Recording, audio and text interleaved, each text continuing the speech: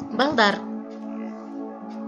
биздин топторго бөлүнүп отуруп алганыбыздын себеби бүгүн топто иштейбиз. Топто иштөөдө алтын эрежелерди унутпагыла. Бүгүнкү максатыбыз өз алдыбызча маселе түзүп, жана ошондой эле өз алдыбызча чыгарабыз. Маселенин шартына көңүл бөлгүлө. Апам базардан түркүн түстөгү кездемелерди сатып келди. Апам ал кездемелерден курак курайын деп чечти. Силер да курак курагыңар келеби, балдар?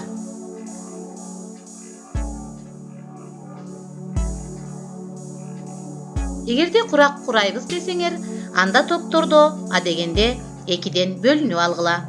2ден бычмачы, 2ден тикмечи жана 2ден эсепчи.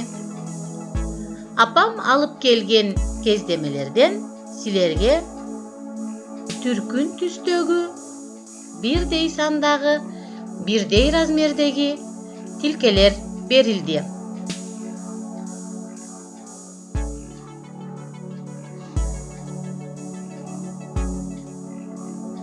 Силер ал тилкелерден жагы 6 сантиметрден болгон квадраттарды кескиле. Жана 1 квадраттын аянтын тапкыла.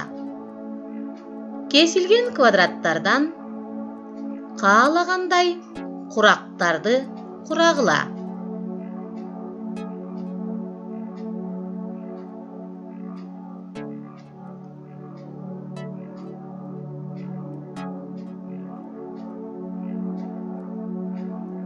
Кураган курагыңардын аянтын тапкыла.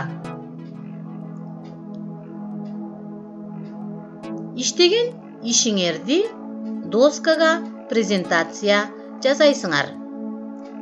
Иштөөгө силерге 7 мүнөт убакыт берилет.